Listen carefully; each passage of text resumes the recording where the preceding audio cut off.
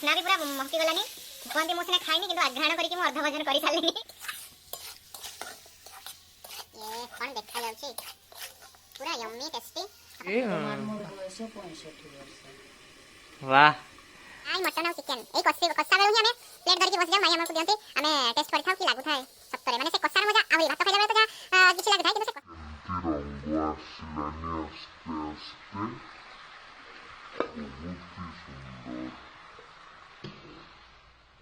Hello friends नमस्कार जय जगन्नाथ केमती अच्छी आपण मैंने आशा करुच्ची समस्ते भल थे आ जदि आपण मैंने मो चैनल नुआ अच्छा तेबे काल विलंब न करिकी खूब शीघ्र सब्सक्राइब कर दियंतु आ बेल बटन टी को दबाई दियंतु आउ जदि ए भिडियोटी भल लगुची ताहले भिडियो शेष रे लाइक आउ शेयर करने को जम्मा भी भूलिबेनी।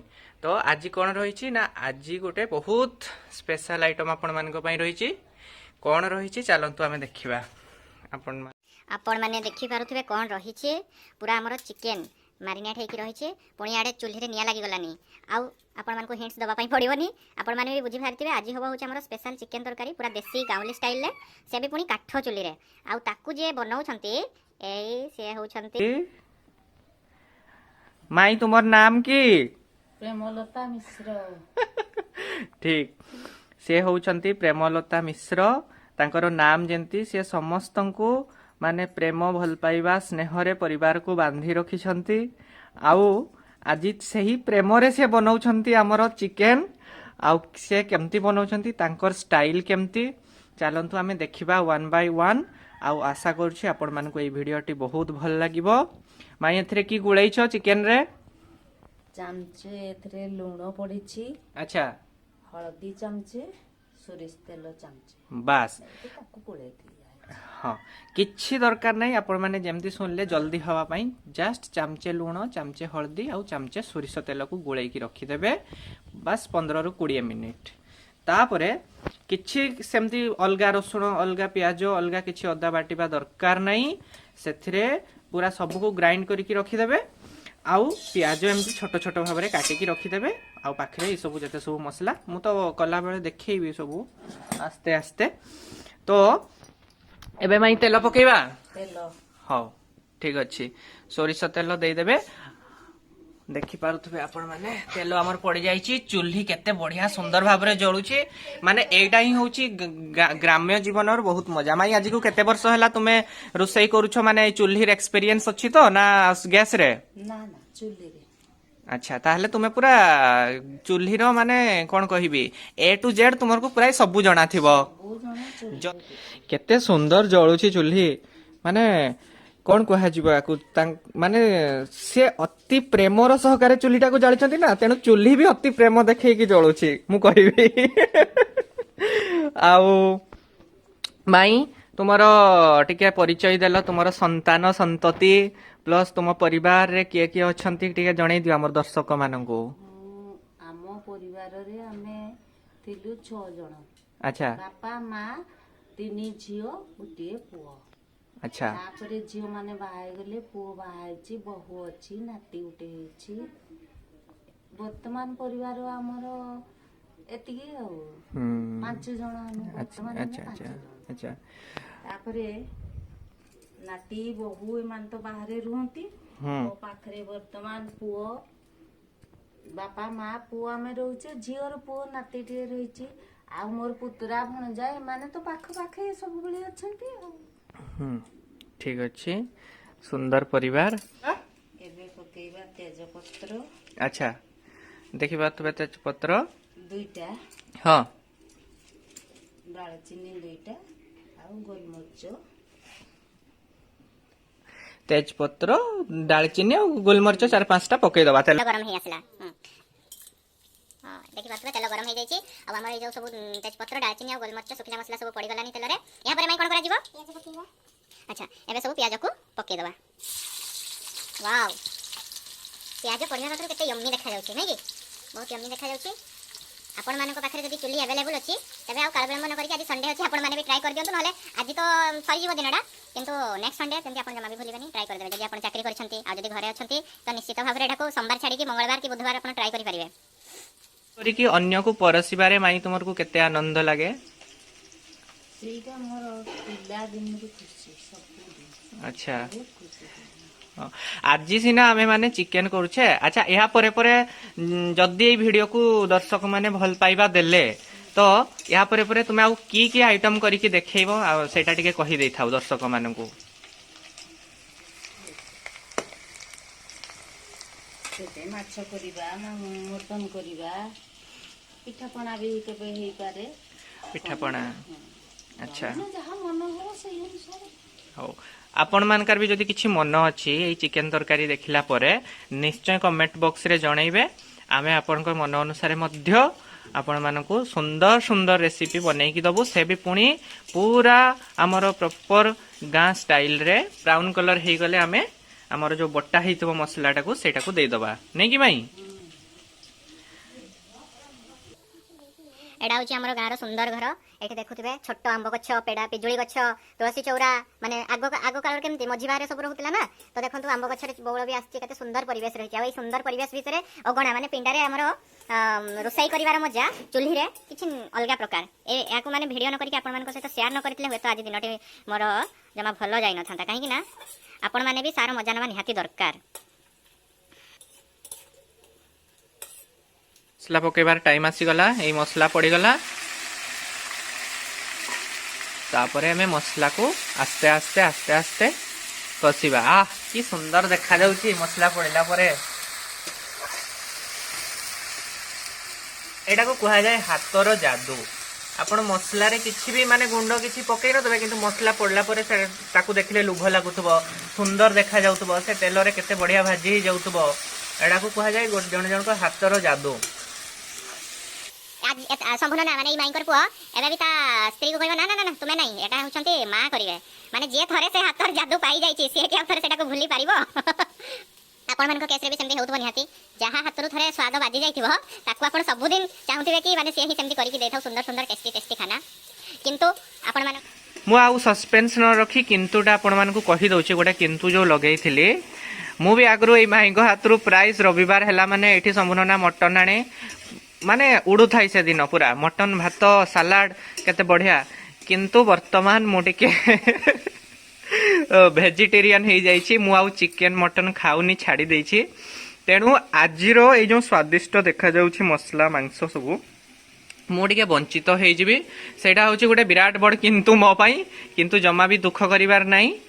ନେକ୍ସଟ ଟାଇମ ଯେତେବେଳେ ଯାହା ରେସିପି ଆସିବ, ମାଛ ହଉ କି ଆପଣଙ୍କର ପିଠା ହଉ କି କିଛି ଅନୁସାରେ ସିଏ ପକେଇବେ। ମାଇଁ ଏଇଟା କଣ? ଜିରା ଗୁଣ୍ଡ ଜିରା ଗୁଣ୍ଡ ଚାମଚେ ପୁରା, ନାଇଁ କି? 1 ଚାମଚ, ଜିରା ଗୁଣ୍ଡ 1 ଚାମଚ ପକେଇଲେ। ଏଇଟା କଣ ମାଇଁ? ଲଙ୍କା ଗୁଣ୍ଡ ଆଚ୍ଛା, ଏବେ ଆମର ଲଙ୍କା ଗୁଣ୍ଡ ପଡିବ। 1 ଚାମଚ, ଲଙ୍କା ଗୁଣ୍ଡ 1 ଚାମଚ ଆଉ ଟିକେ, ହଁ ଆପଣଙ୍କର ରାଗ ସ୍ୱାଦିଷ୍ଟ ଅନୁସାରେ ପକେଇବେ, ସ୍ୱାଦ ଅନୁସାରେ। ଏଇଟା କଣ? ହଳଦୀ ଗୁଣ୍ଡ ହଁ, ହଳଦୀ ତ ସବୁ ଖାଦ୍ୟର ମୂଳ। 1 ଚାମଚ, କାହିଁକି ନା ଆମେ ତ ଅଣହଳଦିଆ ଖାଇ ହିଁ ପାରିବାନି। 1 ଚାମଚ ହଳଦୀ ପକେଇଦବା। ବର୍ତ୍ତମାନ ଦେଖିପାରୁଥିବେ ଆମ ମାନେ ଚୁଲି ଯେତେବେଳେ ମସଲା ପଡିବ ଟିକେ ଟିକେ ବନ୍ଦ ହେଇଯାଇଛି। ଜଷ୍ଟ ମସଲାଟା ପକେଇକି ଖୁସୁଣି 2 ଥର ଘୁରେଇ ଦେବେ। ତାପରେ ପୁଣି ବଢିଆ କଥା ତ ଏଇ ଦେଖିପାରୁଥିବେ ଆମର ଚିକେନ ପଡିଗଲା। କେତେ ସୁନ୍ଦର ଦେଖାଯାଉଛି। ମାନେ ଏଠି ବାସ୍ନା ବି ପୁରା ମହକି ଗଲାନି। କୁହନ୍ତି ମୁଁ ସିନା ଖାଇନି, କିନ୍ତୁ ଆଘ୍ରାଣ କରିକି ମୁଁ ଅର୍ଧ ଭୋଜନ କରିସାରିଲିନି। ଆଘ୍ରାଣେ ଅର୍ଧ ଭୋଜନ। ଚୁଲି ବି ଦେଖୁଛ ତ ମାଇ କେମିତି ମାନେ ଚୁଲିର ବି ସେଆଡେ ଧ୍ୟାନ ରଖିକି କେମିତି ନିଆଁକୁ ଜାଳି ଦଉଛନ୍ତି। ଆଉ ସିଏ ବି ଦାଉ ଦାଉ କି ଜଳି ପଡୁଛି। ଠିକ ଆଞ୍ଚ ଦେଇ ଦଉଛି। କଣ ଦେଖା ଯାଉଛି ଆଜି ପୁରା। ସ୍ୱାଦ ଅନୁସାରେ ଲୁଣ ବି ଆଉ ଟିକେ ପକେଇଦେବେ। ଦେଲେ ଆଉ ଗୋଟେ ଜିନିଷ ହଉଛି, ଲୁଣ ପକେଇଲା ପରେ ସେ ବହୁତ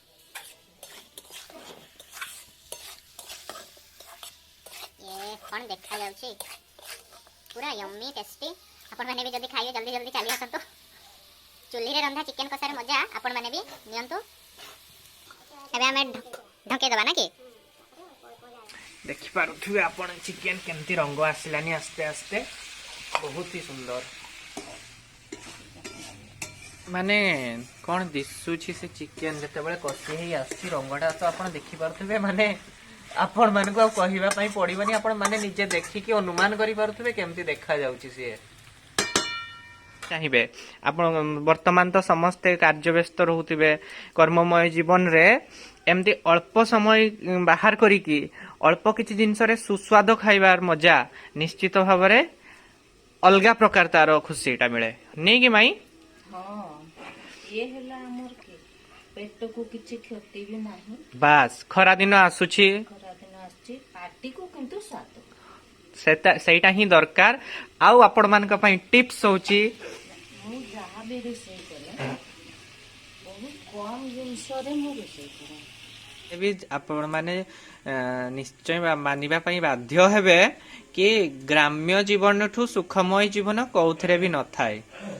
ହଁ ସହର ଆପଣଙ୍କର ଷ୍ଟାଇଲ ଆପଣଙ୍କର ଥାଟ ବାଟ ପାଇଁ ବହୁତ ଭଲ ହେଇଥାଇପାରେ କିନ୍ତୁ ଗ୍ରାମ୍ୟ ଜୀବନରେ ଯୋଉ ସୁଖ ଯୋଉ ଶାନ୍ତି ମିଳେ ତା କୋଉ ଜୀବନରେ ମିଳିବନି। ହଁ କି ନାଇଁ ମାଇ? ସେ ଗାଁର ପୋଖରୀ ଗାଧୁଆ ଟିକେ କହିଦେଲ କେମିତି ସବୁ ସେଇ ସବୁରୁ। ଗାଁରେ ଆମେ ତ ପିଲା ଦିନରୁ ପୋଖରୀରେ ଗାଧଉଥିଲୁ। ହଁ ପୋଖରୀରେ ତାମାନେ ଆମେ ସବୁ ତେଲ ସାବୁନ ଲୁଗା ପଟା ସବୁ କିଛି ନେଇକି ଯାଇ ପୋଖରୀରେ ସେଇଠି ଗାଧୁଆ ପାଧୁଆ କରି ଲୁଗା ପଟା ସଫା କରି ଆସି ମାନେ ପୋଖରୀରେ ଆମେ ପହଁରୁ ଥାଇ ପାରୁଥିବେ ଆପଣ ମାନେ ଆମର ଚିକେନ ହେଇ ଆସିଲାନି ଆଉ ଅଳ୍ପ ସମୟ ମଧ୍ୟରେ ସ୍ୱାଦିଷ୍ଟ ଚିକେନ ରେଡି ହେଇଯିବ। ଆମର ଗୋଟେ ଏଠି ଭଣଜା ଛୁଆ ଅଛି ତ ସେ ଟେଷ୍ଟ କରିକି ଆପଣମାନଙ୍କୁ ଜଣେଇବ କେମିତି ହେଇଛି ଚିକେନ। ଆପଣମାନଙ୍କୁ ଜଣେଇବା ପାଇଁ ପଡ଼ିବନି ଆପଣ ମାନେ ତାର କଲର ତାର ପରିମାଣ ତାର ମାନେ ଅବୟବରୁ ତାର ସାମ୍ନାରୁ ଦେଖିକି ଜାଣିପାରୁଥିବେ ଯେ କେମିତି ଟେଷ୍ଟ ହେଇଛି। ବାହାରିଗଲା ଆମର ଚିକେନ କଷା। ବର୍ତ୍ତମାନ ଚିକେନ କଷାକୁ ଟେଷ୍ଟ କରିକି ଆମର ଲିପୁନ ମୋର କି ଭାଗ୍ୟ ଖରାପ ମୁଁ କରିପାରିବିନି ନା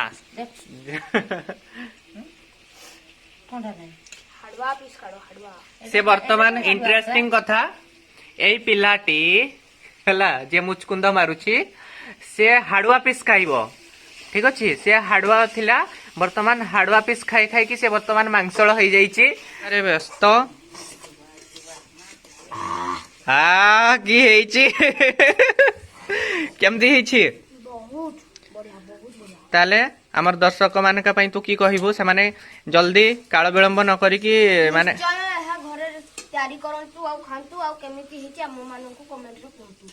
ବାସ୍ ଆପଣ ବର୍ତ୍ତମାନ ଯେହେତୁ ଭାତ ଖାଇବା ଲଞ୍ଚ ଟାଇମ ଏଟା ତେଣୁ ଆମକୁ ମାନେ କଣ କହିବି ଆପଣ ଟିକେ ପାଣି ଦେଇଦେବେ ସେଠି ଆଉ କାଠ ଚୁଲିର ଚିକେନ ଝୋଳ ହାପୁରି ହାପୁରି ଭାତ ଖାଇବା ତାର ମଜା କିଛି ଅଲଗା ନା କି ଫାକୁ ଭାତ ସାଙ୍ଗରେ ମୁଢି ବି ନେବେ ଆଜ୍ଞା। ବାସ୍ ଆମେ ମୟୂରଭଞ୍ଜିଆ ଦିଲ ସେ ମୟୂରଭଞ୍ଜିଆ ଆଉ ମୁଢି ଅଛି ମାନେ ମାଂସ ଅଛି ମାନେ ମୁଢି ତ ନିହାତି ଦରକାର ହଁ କି ନାଇଁ। ଏଇଟା ହଉଛି ଆମ ମୟୂରଭଞ୍ଜିଆ ମାନଙ୍କର ପରିଚୟ। ତ ଏବେ ଆମେ ଆମ ଆଜି କାଠଚୁଲି ଚିକେନ ର କାଠଚୁଲି ମାଂସ ବା ଚିକେନ ର କାଠଚୁଲି କୁକୁଡ଼ା ମାଂସର ଚରମ ସୀମାରେ ପହଞ୍ଚି ସାରିଛୁ ଆଉ ଆପଣମାନଙ୍କ ସହିତ ଏଇ ଦିନଟି ସେୟାର କରିକି ମୁଁ ବହୁତ ଖୁସି। ମାଇ ତୁମକୁ କେତେ ଖୁସି ଲାଗିଲା ଆମ ଦର୍ଶକ ମାନଙ୍କୁ ତୁମର ହାତ ରନ୍ଧା ଚିକେନ ମାନେ କାଠଚୁଲିର ଚିକେନ ସେୟାର କରିକି। ଆଚ୍ଛା ଆପଣ ମାନେ ଆମ ସହିତ ଜଡ଼ିତ ହୋଇ ରହିଥାନ୍ତୁ। ନେକ୍ସଟ ଆମେ ଅତି ଶୀଘ୍ର ଅନ୍ୟ ଏକ ସ୍ୱାଦିଷ୍ଟ ରେସିପି ଆପଣମାନଙ୍କ ସହିତ ସେୟାର କରିବୁ ସେ ବି ପୁଣି କାଠଚୁଲିରେ।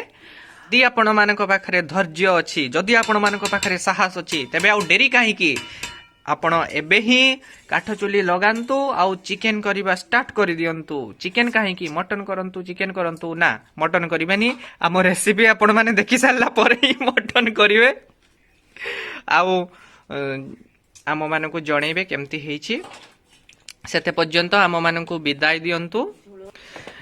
ହଁ ମାଇଙ୍କ କଥା ଅନୁସାରେ ଝୋଳ କେମିତି ନାଲ ଦେଖା ଯାଉଛି ଆପଣ ମାନେ ଦେଖିପାରୁଥିବେ କିଛି ବି ଇଫେକ୍ଟ ନାହିଁ ଆମର ବାବା ପିଓର କ୍ୟାମେରା କିଛି ଇଫେକ୍ଟ ନାହିଁ ସେମିତି ହିଁ ଅଛି। ତ ଦେଖିପାରୁଥିବେ ଚିକେନ ଝୋଳ କେମିତି ଦେଖାଯାଉଛି ଆଉ ଆଜିର ଆମର ଲଞ୍ଚଟା କେମିତି ହବ ଆପଣ ମାନେ ଅନୁମାନ କରନ୍ତୁ। ସେତେ ପର୍ଯ୍ୟନ୍ତ ଆମକୁ ବିଦାୟ ଦିଅନ୍ତୁ। ମୁଁ ଆପଣ ମାନଙ୍କୁ ଦେଖାଉଥିଲି ଆଜିର କାଠଚୁଲିରେ ବନା ଚିକେନ ତରକାରୀ ମାଇଙ୍କ ହାତରୁ। ତ ଆପଣ ମାନଙ୍କୁ କେମିତି ଲାଗିଲା এই ভিডিওটি নিশ্চয় কমেন্ট বক্সରେ ଜଣେଇବେ ଆଉ ଯଦି ଭଲ ଲାଗିଛି ଭିଡିଓଟିକୁ ନିଶ୍ଚିତ ଭାବରେ ସେୟାର କରନ୍ତୁ ଲାଇକ୍ କରନ୍ତୁ ଆଉ ଯଦି ଆପଣ ମୋ ଚ୍ୟାନେଲରେ ନୂଆ ଅଛନ୍ତି ତେବେ ସବସ୍କ୍ରାଇବ କରିବାକୁ ଜମାରୁ ଭୁଲିବେନି ଏବଂ ବେଲ୍ ଆଇକନଟିକୁ ଦବାଇ ଦିଅନ୍ତି। ନେକ୍ସଟ ଭିଡିଓ ଆସିବା ପର୍ଯ୍ୟନ୍ତ ରହିଛି ପୁଣି ଦେଖା ହେବ ଆଉ ଗୋଟେ ବ୍ଲଗରେ। ସେତେ ପର୍ଯ୍ୟନ୍ତ टाटा बाय बाय।